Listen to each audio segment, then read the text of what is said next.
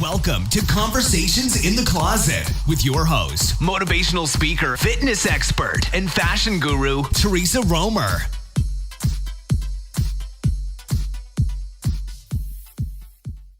Welcome to Conversations in the Closet. I'm Theresa Roemer with my co-host, Michael Pearce. Hello. So it's been an interesting week. Week. You know, today's topic is probably not going to be a real fun topic, but I think it's a topic that we need to talk about because it is so huge out there right now. I know y'all, what happened in Houston this past week has hit national news. It's all over the world. I know you know what I'm talking about, Michael. The Texas teenage girl, I think she was a senior in high school, who killed herself because of bullying. I had not heard this. Okay, I put clearly in a bubble. This is horrible. What happened? Yeah, it was huge. It was down in League City, south of Houston. But a little senior in high school had finally just had enough of cyberbullying, and she literally killed herself right there in front of her family. Oh my God! It was horrible. It was horrible. It's been all over the news. It's just devastating. But it's so sad to think that cyberbullying has become so huge, and kids are just taking their lives right and left because they can't take it. You know, I mean, like, we're all so excited to have the internet and what the internet brings, you know, and all of this social media that gets out there and happens. It's like we're all so hooked to it, but yet the internet has created cyberbullying too. And, you know, kids are just taking themselves, you know, they're taking their lives right and left every day. I gotta wonder, do you think that it's a new problem? Because kids have been picking on each other and bullying each other for years. Do you think that's getting worse, or do you think it's just because of the technology anonymity, there's more of it, or that it's getting harsher, or do you think that, you know, it's been the same all along? Well, you know, and good question, because bullying has been around forever. I mean, I grew up getting bullied all the time. I had a rare disease that caused one of my breasts not to grow and the other one did grow. And so I was bullied in high school because I was a lifeguard. And you know, those kids would bully me and call me like big boob, little boob. And, you know, and you know, my last name when I was little growing up was Muir. And so they'd call me, hey, Muir, you know. So, I mean, like, I can remember as a child getting bullied face to face with people all the time. You know, it wasn't on the internet because they didn't have the internet back then. I'm so old. I'm right there with you. We didn't have phones back in my day. You wanted to bully somebody, you had to go to their face and say mean things. You didn't log in any computers, you whippersnappers. You insulted me to my face and I beat you up. But I think the internet has allowed it to get worse because people are 10 foot tall and bulletproof behind a keyboard. And, you know, so back in the days when I would get bullied, it really would have to happen face to face. And a lot of people didn't have the courage to bully each other because they didn't have the courage to do it face to face. You know what I'm saying? And so I think the internet has allowed it to get worse because, like I said, people behind a keyboard are horrible. You know, and you know that. I mean, like, you know, in these past couple of years, you know, with my closet being so famous and everything, I myself have been cyberbullied a lot, and so much that I've had to take restraining orders out, you know, against people and so on and so forth to stop them from harassing me on the internet. So I think technology has helped make it a worse problem. Have you ever experienced bullying or cyberbullying? Oh my God, I've been loved my entire life. Everybody loves me. No one's ever said an unkind word about me. Pata! I pity you, Manure. I can't believe somebody called you Manure. That just cracks me up. Of course, I was a gay boy growing up in closeted East Coast America. Yeah, they had lots of hateful things. For me, it reaffirmed that I do not belong here with these people. Like, I am not like you people. Get me the hell out of this town. Find me a town that at least has 2 stoplights and go. So you're saying that they actually bullied you to your face? Yeah, I had it, but I mean, I don't know that I would say that I was any worse than anybody else. I mean, I got bullied and I got made fun of, and I had dark periods in my teen years, and I remember being suicidal because of being made fun of, and people, calling me gay, and I didn't want anybody to know. And I just wonder if what these kids are going through today is similar to what I went through as a teenager. And I think a lot of us can sympathize with what you're saying. I don't know what the answer to it is. It certainly seems, I think you're right, that it's gotten easier to do and that they're more bold with what they say. Like you should die and we should kill you. Like that sort of violence aspect. I think that's new because people don't have the guts to say that kind of stuff to your face. Right. And these kids were actually, saying to her through the internet and on her Facebook page and stuff that she needed to kill herself. Yeah. And so that they literally, you're so ugly, you need to kill yourself, and then she finally did it, and I don't know if these kids, a year ago, a good friend of mine lost her daughter. She was 16 years old. She was extremely famous. She was a cheerleader. She was gorgeous. She had 1 million friends. I mean, like she had everything in the world going for her. I mean, like, and talented, and right there in her house, her mom, who was my friend, cooking dinner downstairs, told her other child to go get her sister because dinner was ready, went upstairs, found their daughter hanging. She had hung herself from the ceiling fan. Right there, while mom was downstairs cooking dinner. And I went to the funeral, and the church was so full, and this is a huge church up here in the Woodlands. It was the Methodist church, but that church could not hold all of the people that showed up for that child's funeral. Isn't it amazing how many people come together after their death that you wish would have been there when they were alive to speak up and say? Because I think that's part of the problem too, because a friend of mine has a teenage daughter who's going through this, and it's in person, not online. They're boys that are sort of taunting her, and I think it's an ex-boyfriend.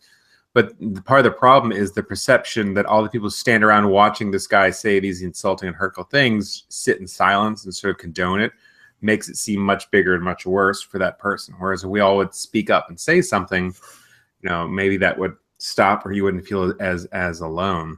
I kind of wonder what the answer is, though. Right, but I was watching the interview with the father a couple nights ago because they were having a vigil, for all of our friends and stuff. And the father during that interview said the exact same words that my friend said a year ago. And it was just like, we didn't know. We did not know she was going through this. And that's what's really sad, is because my friend that lost her daughter a year ago, she said that, in church, I was holding her and she was crying so hard. And, I myself have lost a child, so I know that pain. But she looked at me and she said, Theresa, I never knew that she was going through any of this. So that's the other part that I don't understand is how a child doesn't even come to her parents and tell her parents what she's going through. You're hiding that in shame. They're so ashamed, and the world feels so overwhelming that you didn't want to disappoint your parents or didn't want to disappoint your friends or family. That I'm sure they didn't want them to know. You think? Yeah, I bet you. I kind of wonder if, like, the way to change it, like, I know that there were laws looking at making it no longer possible for people to anonymously create accounts and to cyberbully, so there'd be some transparency on who you are and what you say. I've also seen instances where people have gone to the courts and try to use the courts as a way to resolve this and put liability on the parents of the bullies. And I don't know, that doesn't feel right either, because just like the parents of the victim, I imagine the parents of bullies probably don't have any idea that their child is bullying as well. So but it also, I don't know. But it also makes you wonder, like, I was raised, I guess, different. I mean, like, I could never have fathomed to be that mean to someone. I have to disagree. I grew up one of 5 kids. I could be really mean. Yeah. Really? Oh my gosh, they picked on me. My brothers and sisters picked on me horribly. And you learn to pick back. Yeah, I think this is an extension of that. This is a leap beyond that. I wouldn't want to be that person either, and I could imagine being that person, but I could see how it happens very easily. Really? See, I mean, like, I could be mean to my brothers and sisters. I mean, like, that's a sibling rivalry thing. I mean, like, I get that. but we were taught to respect people, and respect other kids. And I mean, like, we were just raised with morals and values that I just couldn't, because even when I was being picked on, I was like, how can they be so mean to me? Why did their parents let them grow up this way? That's interesting. So you felt sorry for the people who are attacking. Like, what is wrong with you?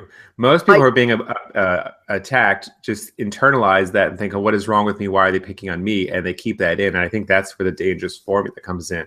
If you're able to come back and say, there is something wrong with you that you were saying these things at me, like, there is something, you are touched in the head, you are very lonely, show me where the bad man hurt you. Like, if you're able to project that back at the attacker, you're going to survive. I do. I mean, to this day, that's how I think. When I'm being attacked, whether it be on the internet or whatever, I kind of look at them and go, what is your problem? What is so bad in your life that you have to lash out at someone like me who has not done, I have not hurt you. I have not done anything to you. So why are you being mean to me? I mean, like, there's something wrong with you. That's how I look at it. Well, clearly that's the case. They're projecting whatever their own issues are on you. But exactly. As a teenager, you're not equipped to see those sort of things. And when somebody says things that attack the way that you look or your family or things that are personal to you, that seems like your whole world. And you feel, oh my gosh, there must be something wrong with you. There's such pressure to fit in that I can see why that could be completely devastating. See, I guess I think I grew up different. Because we need that formula how you grew up. Because I know. I mean, I've always had so much confidence in I am who I am, and if you don't like it, I don't care. I mean, like, I don't even know where that came from, because I don't think my brothers and sisters were that way. That's good. But somehow I grew up with that confidence, and I've tried to teach my children to have that same kind of confidence, to walk to the beat of your own drum. Don't give a crap what other people think, as long as you're not breaking the law or hurting anyone. Live your own life. It's your life. That's the one thing that you got from God, was your life. So live it how you want to live it. I actually get really worried for my kids as they get older, and it's actually a big fear of mine of when the kids get to these ages, because they're going to get picked on and they're going to get made fun of and they're going to get teased because they have two dads or any number of things. And so I always work really hard now, while the kids are still really young, when there's somebody that's different, to use it as an opportunity to say, isn't different being kind of interesting? That's kind of neat. The things that make us different or make us special. Try to empower that language of being different isn't a bad thing. But I worry about how they're going to handle that and how they're going to navigate that. And unfortunately, it's going to be a sad rite of passage for them as well. They're going to, and it wouldn't matter if they had two dads or a dead mom. There's always somebody's going to make fun of you. All of us have had these nicknames that we grew up where people teased or made fun of us. It's just a matter of whether or not we were able to get past it. We were able to confront the attacker, or like you had the strength and the resolve to know, just because you call me blue doesn't make me a Smurf. That just makes you like a bitter person with right. eye vision problems. Like, right. But on that note too, having two dads or having two moms is so much more socially acceptable now than it was when you grew up as a child, right? Yeah. And I think also what helps, like with you trying to teach your children, is number one, you can point out famous people like Ellen DeGeneres, and she has a female partner and they have children. And so you can always say to your child, well, look, and look at that famous person, and they've got two mommies and they've got two daddies. Mm-hmm. And that helps, I think, but yeah, you're right. But I think also what helps too is, and this is what I love about you, is you have a person that lives with you, and she used to be a he. Yeah. I have a lot of transgender friends. Right. No, but what I think what is great is that transgender friend lives with you guys. And so your kids actually get to see that person too, and experience how being different is so okay. And I mean, I think it's just great that, and I also have a lot of transgender friends, mm-hmm. but I'm just saying, I think that's awesome that person lives with you, and that helps also in teaching your children that it's okay. Well, one of the things that helped me feel better when I was feeling kind of isolated back home was that there is a world bigger than the one that you're in. And I think a lot of kids who are getting attacked or bullied, when they think that this world they're in is their entire world, it makes you feel easily prone to those sort of attacks. And so I like to expose our kids to all different kinds of people. And right now, our circle of friends are a lot of wealthy white Americans, and I want them to have a bigger circle of friends. So we have a diverse color of friends and a diverse socioeconomic status of our friends, because I think they need to see that, you know, not everybody lives the same way that we do. I think that's how you grow and learn.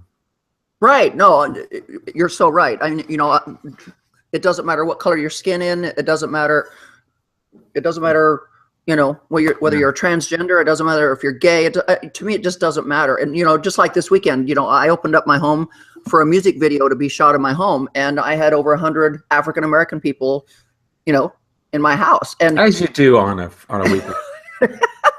but it was, you know, people are like, wow, you know, and I'm like, I don't see color. You know, you get along with every type. You can fit along anywhere. You can go into a grocery store and find somebody to talk to, or at a gala, which is something I love about you. I can prop you anywhere in Houston, and you're suddenly like become best friends with someone, which I love that. Like and it's genuinely true about you. That's not true about a lot of people. But, you know, I think what also helped on that too is, as growing up, my parents were foster parents, and so I grew up with every race of children in my house. Like, I didn't know that. Yes. We would have an a little Asian baby, or we'd have a little African American baby. I mean, like, so I grew up being taught that color didn't exist, you know, and we just loved everybody. And so I think, and like I said, I don't know. I guess I was raised differently, or I don't know. It's just, you know. That's lovely. I didn't know that you had foster children in your family. Was that harder for you growing up, getting to know these like pseudo brothers and sisters, and then they would leave? Yes. Cry. I mean, like you would get attached to them. Mm-hmm. And then all of a sudden, you know, I remember we had a little African-American baby. Her name was Chrissy. And we got her like when she was like 3 days old or 5 days old or something. And we had her for quite some time, and then her mom wanted her back. Ooh. That was hard. That was hard. Yeah. So, but like I said, that's the one thing I love about you and how you I couldn't be a foster parent. I couldn't do it. Oh, no, I can't. No, I couldn't do it either. I mean, like, just growing up the way I did and having foster kids, I think it was a great experience, but I myself could not be a foster parent. Couldn't do it. Now you adopt Louboutins, so it's all good. You find wayward shoes and you collect them into that closet of yours. That's what you do. Well, somebody's got to do it. Yeah, but it's a sign that says that, like the foster home for like wayward Louboutin. Yeah, but it's like I was telling the rapper that did his music video here. I was telling his manager, because she was quite enamored with this closet, you know, and she was like, oh my God. And I'm like, yeah, but the part that you don't realize is everything in this closet eventually gets donated to different charities so that they can raise money, you know? And she's like, wow, I don't know anybody that does that. And I'm like, well, I do, you know? So I said, it's all mine, but it's only mine temporarily, you know? And that's a good view of things in general in life about you, though. Like, you don't really get attached to things. You enjoy them, and then you pass them on so others can enjoy them.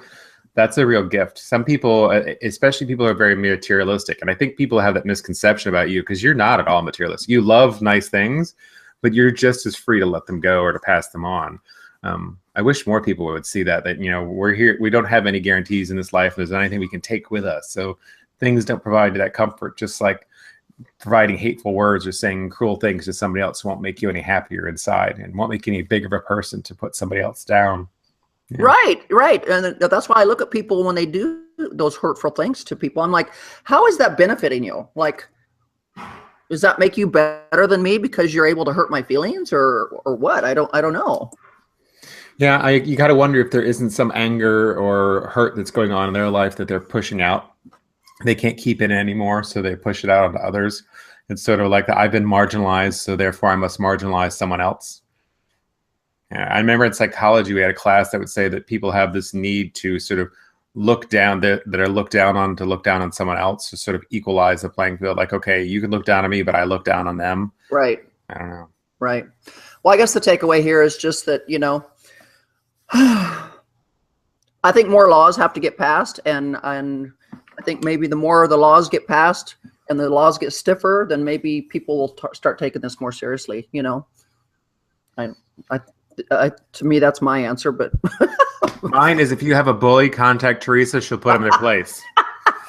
She will tell them how much she pities them, that they're stupid. Got a bully. We'll come back to be like you're fighting crime. I'll have a cave for like cyberbully defender. Call us. We'll defend you. That's awesome. Thank you so much for having a fun podcast with me today.